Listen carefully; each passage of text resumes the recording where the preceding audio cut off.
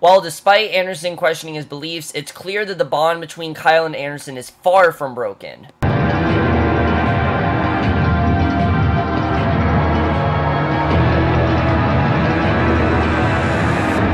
Hey guys, Kevin for Outcast, Season 1, Episode 6 from the Shadows of Watches, and I was definitely looking forward to this episode after last week's episode really put us in this new direction, very much focused on Kyle's family and everything. I really didn't know where this episode was headed, and I have to say that I still really did enjoy this episode. Overall, don't get me wrong, this was a great episode. A lot of this was, I think retreading into things that we've already visited. A lot of this episode felt very familiar, especially what was going on with Kyle. A lot of that felt like stuff we've seen before. But regardless, this still was a great episode, particularly for Philip Glenister, who I think gave his best performance on the show so far. I really love what he did here. I really think he's doing an awesome job, and I think slowly Anderson's become my favorite character. I mean, I'm really loving what we're seeing of him, but let's just get in this episode because there really is a lot to talk about. A lot of really big stuff happened in here. There were a few things that I was a bit irritated by, but I'll talk about that as the episode goes on. But we start off, and I love the way the episode starts off, because after everything that happened with Kyle and Anderson, Anderson's now doubting himself. He's completely doubting himself. He's kind of believing that Kyle's right, that maybe his exorcisms don't work. And he's watching videotapes of all the exorcisms he performed over the years, and he's studying him very intently to see if it's done really anything, because at this point he doesn't really know if it's done anything. And he looks at the trinkets saved over the years, and Patricia then meets up with him and didn't get much, and basically he asks her what she's doing here, and finally we have a name. Her name is Patricia, which I like that we had a name, because I don't just want to call her the girl, and she says that he's been working and research and didn't get much sleep. She asks if there's something she can help him with, and he said it's a personal project, and asks if there's anything he can do for her, and she says that she hasn't seen him for a few days, want to come by, make sure that everything's alright, and he says that he's fine and busy. She says that he's been having second thoughts about taking their relationship further. She wants to know now, because, she wants to make sure that she hasn't done anything, and he says to not be silly. She says it's a bad idea, that they should save each other any grief, and he says he's got a lot to attend to, and we'll call her later, and she says not to bother, and she says she's learned more about her husband after the accident, cleaning out his locker at work, cleaning out his, locker at work, and she says George, her husband, knew the glove compartment of his truck, then she did 17 years sharing a bed with him, and she says she's not going to do that again. He says to come to him, tells her not to be afraid, brings her into his home, and says it's not secret what he does. Everybody knows what has to be done. Nobody really wants to see what's behind the curtain, but he's actually going to show her. He asks if she's sure about this. She says yes. He unlocks the door, and throughout the episode, we constantly see that he has someone locked up. We don't know who it is, but there's a demon in his house. You just don't know who it is. He shows her more about the exorcisms, and I thought it was a really nice scene. I really like the way that was done. I like the way he's being open with her, and you can definitely tell he's not trying to hide it. He definitely, even though he's doubting himself, he's not trying to hide. He wants people to know what he's doing, because he wants to see if it's actually really working, because at this point, even though at the time, he thought what he was doing was the right thing, what Kyle said to him has kind of affected him, and I like seeing that this has had an effect on Anderson. I think it definitely is very interesting, really good way to start the episode. But then we get into the stuff, like I said, with Kyle that's very deeply familiar. The difference is I do like where they went with Kyle in this episode, because there is a lot of progression with him. He's actually at a construction site, and he's looking up at the sky, and I took this as, now that he's seen his family, and now that he's seen, kind of what they become, he really wants to turn his life around. I've said it before, Kyle's sole purpose this season is not to fight demons, it's to turn his life around. He doesn't have that urge to find demons yet. He doesn't have that urge to save all these people. He doesn't want to do that right now. He wants to save his family. He wants to turn his life around, and basically, we see this appears to be his job now. His boss tells him to wake up as he talks with the rest of the workers, and he has lunch, and it's a good scene. I like the way that was done. I thought that was definitely very well done.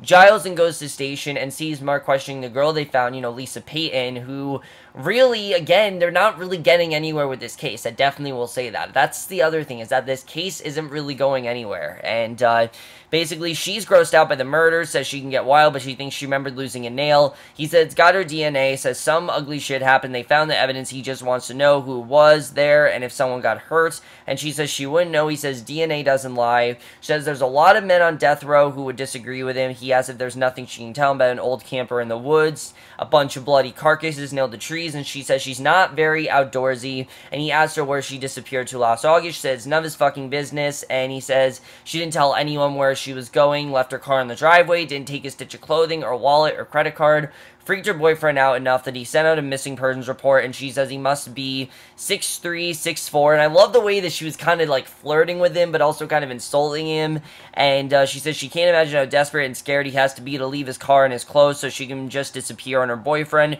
and where were the cops then? Because honestly, if she had disappeared and they were so concerned, why didn't they come looking for her? You know, why wasn't there a report? And honestly, I get where she's coming from. I do get why she's kind of upset about this, because, yeah, I mean, if someone was missing, normally there was a report about it, but for her, there wasn't one, and she doesn't understand this. She doesn't understand why there was no report about her, because that's normally what happens if someone's missing. For whatever reason, there wasn't a search for her, and she doesn't understand that. So basically, he thanks her for the help, or lack of, because they really didn't get much of anywhere, but at the same time, she wouldn't talk. You could just tell she wasn't going to talk, and I want this to go somewhere. It's not really going anywhere, and this is like the one thing that's frustrating me is this case.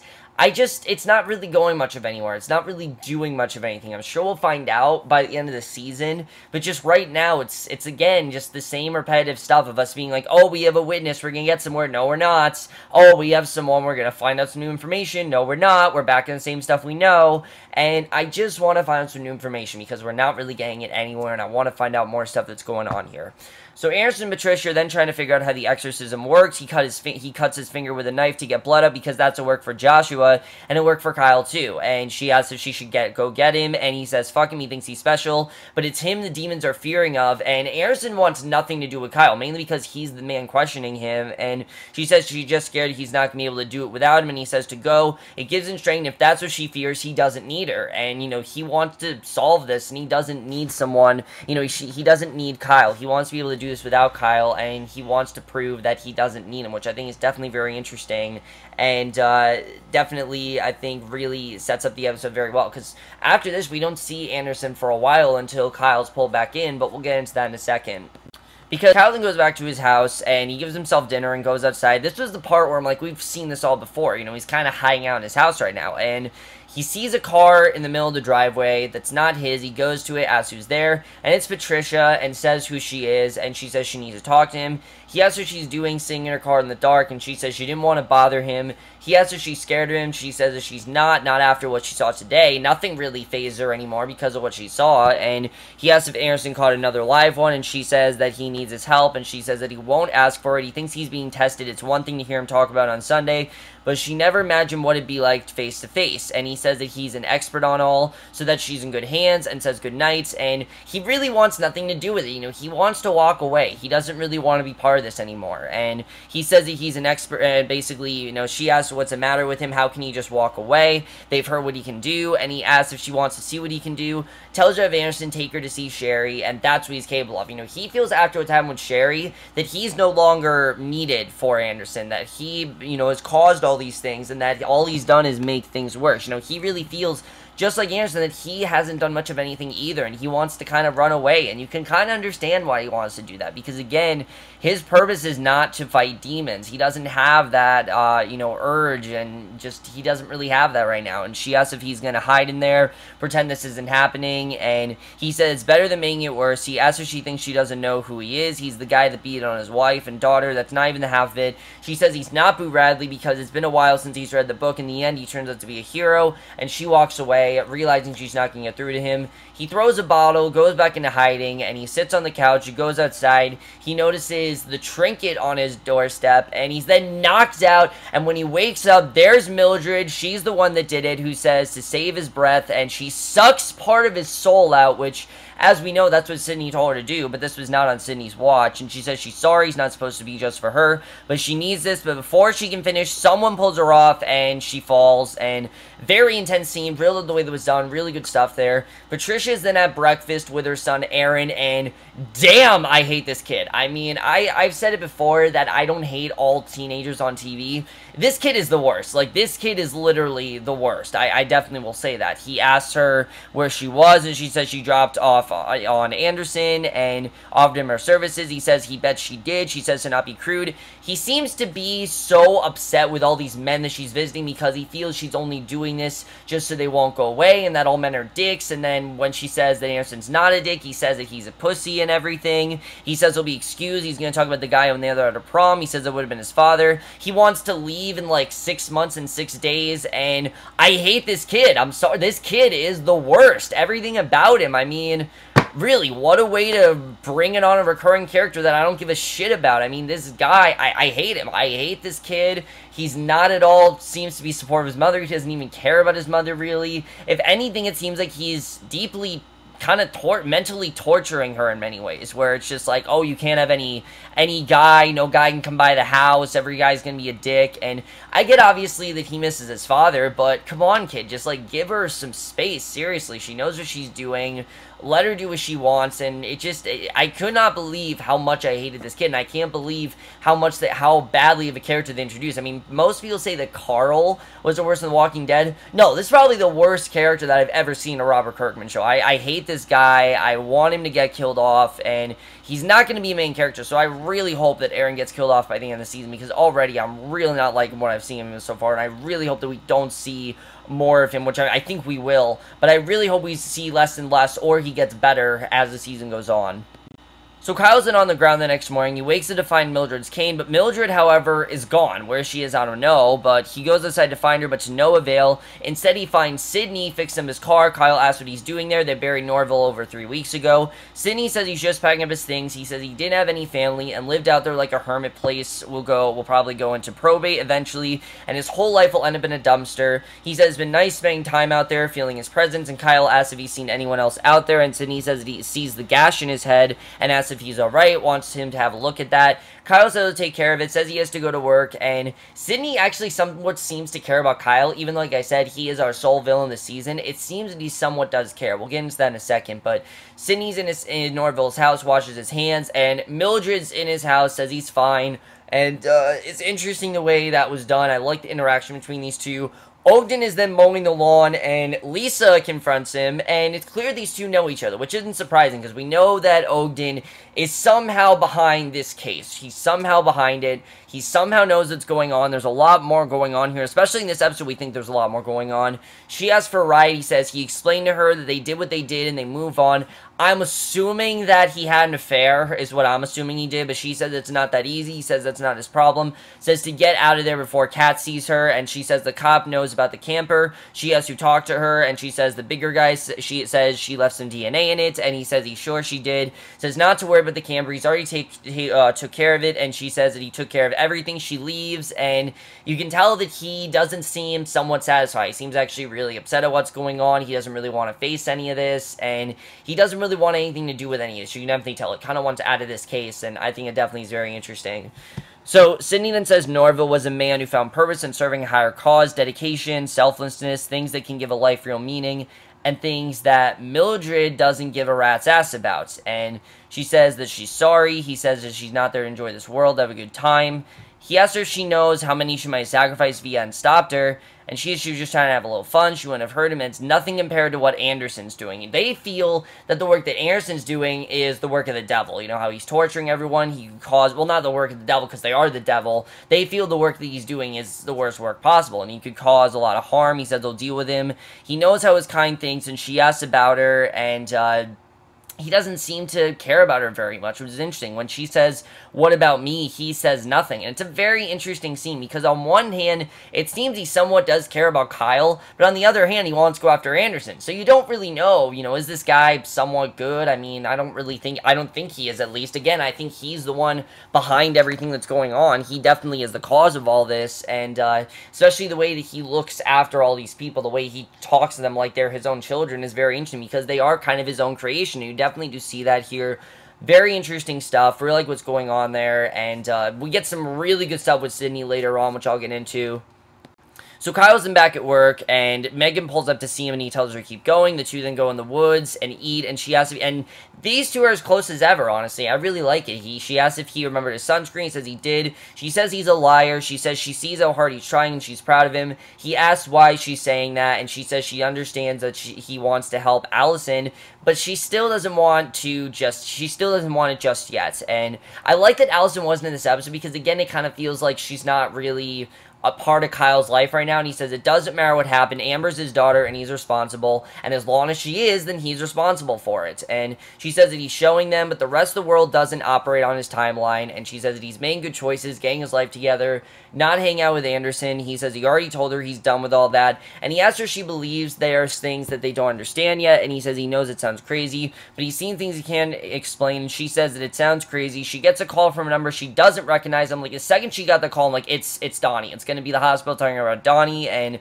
she ignores it. He says that he'll eat a sandwich later. He has to get back to work. Thanks her for the picnic, and she says that he's such a fucking weirdo. She says she loves him. He says he knows, and he actually says he loves her too. So these two seem to be on somewhat good terms. I don't know if it's going to remain that way by the end of this episode, given the way this episode ends, which I'll get into. But she gets the call again, answers, asks who it is, seems very worried, and the second she answered, I knew it was Donnie. I knew that's who was calling, because who else would have called? I mean, that's exactly what happened. She needs to find out what happened there, and I think it just seemed to be Donnie. That's what I thought was going on there. So basically, Giles then goes to Anderson, asks what's going on. Anderson asks what he means, and he says it's the damn kids again. Giles says he's been trying to call him all morning, thought he might like to know that Mildred's gone missing again, and she's one of his special cases. He says that she still is. He asks what he means, and he says it means the devil still got control of her, and Giles says that she may be as mean as a striped snake, but that doesn't mean she's possessed by the devil. He gave her an exorcism, and Anderson says it didn't work, he's sure. And what I love about Giles is that we've seen that he definitely does believe in all this, possession stuff. He does believe in it, but at this point, since Anderson is starting to kind of lose his faith, Giles is kind of starting to as well. And Giles asks if there's others. He says they're singing in his church with the devil inside him. He says he follows his played for years, look the other way, hush things up, because people believe he was doing the Lord's work, fighting back the devil. And Anderson asks if he wants to hear that he's a fraud, and he says they're not lying. He even says that he might be a fraud. He feels that his work is meaningless. He feels that he's done. He feels it hasn't done anything. And again, because he's dedicated his entire life to this, he feels that it's just meaningless. He doesn't feel like it means anything to him. And it's a really sad scene, definitely, because honestly, I really do feel bad for Anderson for what he's going through.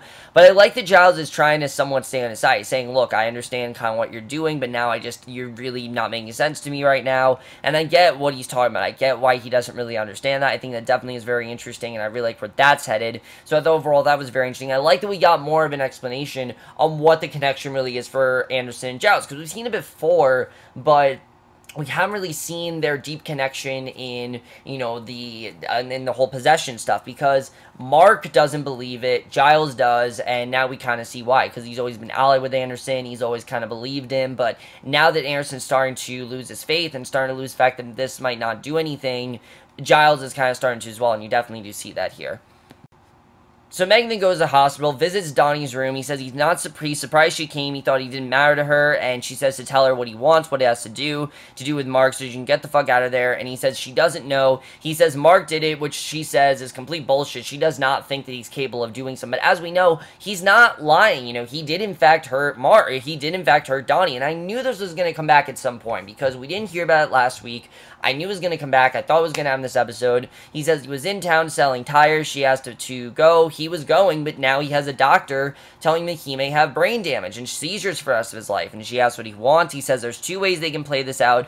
Version 1, he had too much to drink to go, got in with some locals in the parking lot. He couldn't get a look out of their face. And version 2 has him getting a lawyer and telling him the truth about what happened when Mark goes to jail. The choice is all hers. She closed the door, and she's really contemplating what to do here, because on one hand, yeah, she does want to see, Donnie in trouble, but she also is thinking maybe Mark could have possibly done this. For me, I think she really walked out of the thing. Could Mark really have done this? Does he really know what's going on? Especially the way things look at the end of this episode, it seems that she seems to think that Mark did in fact do this, that she seems to think that Donnie's not lying, which we know he's not, and I like that she really is thinking about what to do here, because obviously, she doesn't just want to immediately press charges or something, because she doesn't know, could Mark have actually done this? She knew Mark, obviously, knew what Donnie was going through, things like that. Well, she didn't really know if Mark knows, but I think she's kind of starting to figure out that he does know. So Kyle's in at work, sees Mildred coming out of the acid, and it's a very creepy scene. He sees this acid, and all of a sudden it looks like Mildred is literally coming right out of it, and he walks out. His boss asks where he's going. He says he has to go. His boss says they still have 3 hours of daylight left, and he gets in his car regardless, drives to the church, and again, he can't stop pulling himself away from the church. As much as he tries to steer away, he can't pull himself away. He literally just quit his job, and Ariston's in the church praying to God that said he was doing the Lord's work, and we kind of get a kind of a similar scene with Ariston saying that he quits. He quits doing what he did. He said he tried to say this to his congregation and to himself, but he was called and didn't have a choice. It's a lie. He did it because he loved it, the attention, the praise, the feeling of power, and if he offended him, he's sorry, and if this is his punishment, he'll wholly accept it. And it's very interesting because it seems that Anderson is giving up his faith that this is it, that he feels that it's not going to work anymore, and that he just can't keep doing these exorcisms. And Kyle goes into his house, bangs on his door, says he's going to talk to him, but Anderson has a chair against the door that forbids anyone from coming again. You can tell he has someone locked up, and he comes in, says he needs to talk to him. Anderson says that he thought he was insane, at least that's what he told him, and the entire episode, I think, was leading up to this confrontation, so I like that we finally got this here. He told him God was laughing at him as if he ever existed. He says there's no need to be an asshole. Anderson literally shoves him, says he's been an asshole, and says the mighty Kyle Barnes will crawl back into his hole to hide, even though he keeps trying, even though his whole life appears to be a fucking joke. He says he's sure he's got more important things to do than involve giving a shit about anyone but himself. Anderson told him to go home, stick his head in the sand, or up his own ass. Says that was the plan until Mildred attacked him last night. She would have killed him if something had stopped her, something or someone. And Anderson asks who. Kyle asks who that is, and that really sets us up for the thing that really brings these two back together. Because even though these two are completely divided in this episode, you knew that something was going to bring them back together. I mean, they're really the central relationship of this show. And he asks if that's Mildred, and Anderson says he doesn't need his help. This is his test and his trial. And a possessed Caleb comes out, realizes Caleb was the one that was chained up all this time, tosses Kyle and Anderson across the pews, and Kyle touches Caleb's face, causes the entity to literally jettison from his mouth, and it swirls around Kyle, disappears into the rafters, and it seems to be gone. So somehow they were able to get it out of Caleb, and Caleb then cries, deeply upset at what happened. Kyle then goes outside with Anderson, says he's right, he can't run away from this. He says if he ever wants to see his family again, he's got to let this thing come from him. And he says that they should go out and fight since they'd have no other choice, but they have to be clear on one thing, and they're on Sundays, he's in charge, and if they're going to do this together, they do it his way or not at all. That's just how it's going to go. And Kyle leaves, and Anderson goes to Caleb, says he's sorry. Anderson says to not worry about the mess, so he'll make a fine visual aid for his story on Sunday morning, and I like that Kyle and Anderson are back on the same page. We see Caleb says his brothers and sisters and him, they were raised to believe there's no worse torment than being touched by the devil. And I think we've heard about Caleb before, but I think this is the most we've gotten into his story. And Aaron says he was raised upright. Caleb says he didn't feel any torment. He felt this warmth. He figured it was just the sun. But then he felt there was a hole being drilled into his head, and the warmth poured into him through the hole and filled up the whole body. And Anderson says that it was the demon taking over his body. Caleb says he wasn't afraid. Anderson says the devil was seducing him. It's what they do. Caleb says he's been coming here every Sunday for his life because he was afraid of dying, afraid of going to hell, but this did not feel like something he should be afraid of. He says that he's not saying he's doing good work there. He can't get up there on Sunday morning and tell everyone they should be afraid not anymore. Gets up, thanks him, and leaves. And it seems like the devil's actually helped him in many ways, that he doesn't feel afraid of it anymore. You know, he's ready to face it, and it's kind of a bittersweet scene, because even though Caleb's leaving, Anderson does have that faith back. He's realizing that maybe some of this does work. Maybe he just hasn't been doing it right. Maybe he does need Kyle. I think overall it was just really interesting. Kyle then drives to Mildred's house and says they have to talk. Realize that she's dead. Somehow she died. I'm assuming that Sidney is the one that killed her. And he calls the paramedics. Giles says this isn't exactly all his way home. Kyle says he called 911. Asks if he's in trouble. He was trying to do the right thing. Giles says there's a first time for everything. And Kyle asks if he can go. Giles says that Anderson said he had a particular knack for what he does. Kyle says that she attacked him, and Giles says that she only weighs about 90 pounds and is 112 years old. Kyle says that she was spry, she wanted something from him, all of them do. And again, Giles is convinced that she's still not possessed. There's no way. And Giles asks what he means. Kyle says whatever Anderson's been doing the last 20 years haven't done shit. He doesn't want what they're doing. He doesn't what they're doing or where they come from. But he knows that she's not the only one out there, and he knows that. He's for sure that she's definitely, she's not the only one. And Giles then looks at all of these trinkets that he has, which I'm assuming, just like Anderson, he has trinkets as well, and looks at pictures taken in the trailer, and he thinks back to what he saw Ogden doing. Then he finds a picture of a younger Mildred in the woods, and I don't really know what this is leading up to, but that definitely is connected to something going on in the case. I just don't know what it is just yet. So then we get to the end of the episode. Megan's with Holly, who's fast asleep. Mark comes in. She says that he's late. He says he's sorry. Some old lady's heart gives out. It's all hands on deck. He goes to kiss Holly, but she says that'll wake her. Says to leave her. She likes her there and turns off the light. Goes to sleep. Mark closes the door. And it seems that she suspects of what he's doing. I'm pretty sure that she thinks that Mark is the one that did this to Donnie. I think she pretty much thinks that, and that's why she doesn't want anything to do with him right now.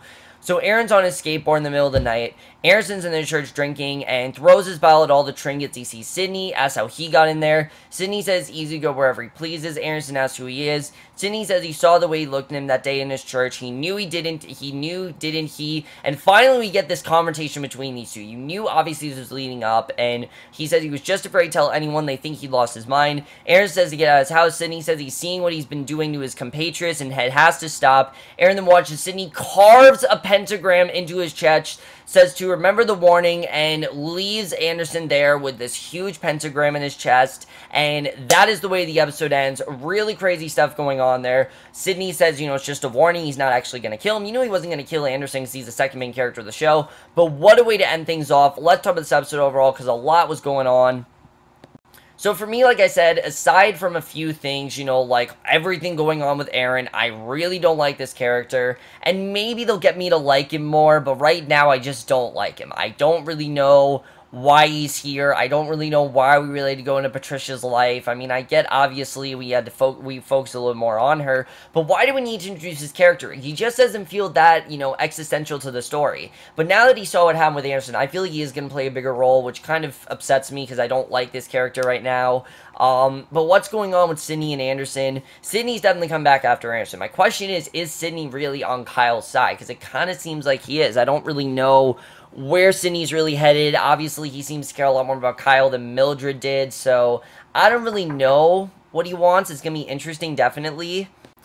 But I do like seeing Anderson and Kyle back on the same page. I think, obviously, you knew it was going to happen again. But besides that stuff going on with Kyle, I felt it was just a little bit familiar. I do like that now Megan's starting to figure out that Mark could be the one responsible for Donnie's attack, because we know that he was, and I think she's going to probably be distant until he confesses, because Mark needs to admit what happened. I mean, I get why he doesn't want to tell Megan and everything, but he needs to face what happened. He really needs to just face the music and tell her, because Megan is going to stay distant until he tells her. I think she's not going to, just tell him about it. She wants him to come forth. I think that really is what's going to happen here. I think that's going to be very interesting. How is Ogden connected to all this? Because we know definitely sometime between Ogden and Lisa. I'm assuming he had an affair. I'm assuming that's what's going on. Why'd he burn the trailer? What happened in the trailer? I feel like there's a lot more those two know that they're just not telling them. There's stuff they know that they've seen. They don't want anyone to know, and I think that's going to be interesting. And how is Mildred connected to this? Because obviously there are these pictures of a younger Mildred in the woods, and the trailer was there, so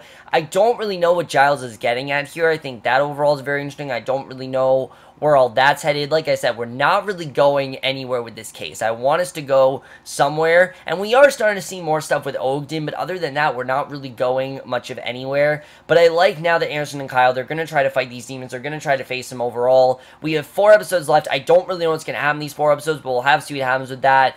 And then Allison, as we know, Allison really wants nothing to do with Kyle right now. We'll have to see how that all goes, if he's going to admit to her what's going on. I feel like she's not going to know probably until the last episode of this season, but we'll have to see. Next week, it looks like things are getting really dark. Sidney's going to cause a lot of problems, and I'm pretty sure that Anderson's going to let Kyle know who Sidney really is. I mean, if Anderson really has Kyle's back, he will, but I think the big question is, who is more loyal to Kyle? Is it Anderson or is it Sidney? Who should Kyle trust more? Because Sidney somewhat seems like he's on his side. It seems like he wants to protect him somehow, which is very interesting. He needs to use him for this, merging or whatever, and then he's good. I don't really know what's going on there, but overall, guys, I know you guys saw this episode. Love to hear your thoughts on it. We'll see. I overall really did enjoy this episode. Besides those few things that I did have problems with, I thought this still was a great episode.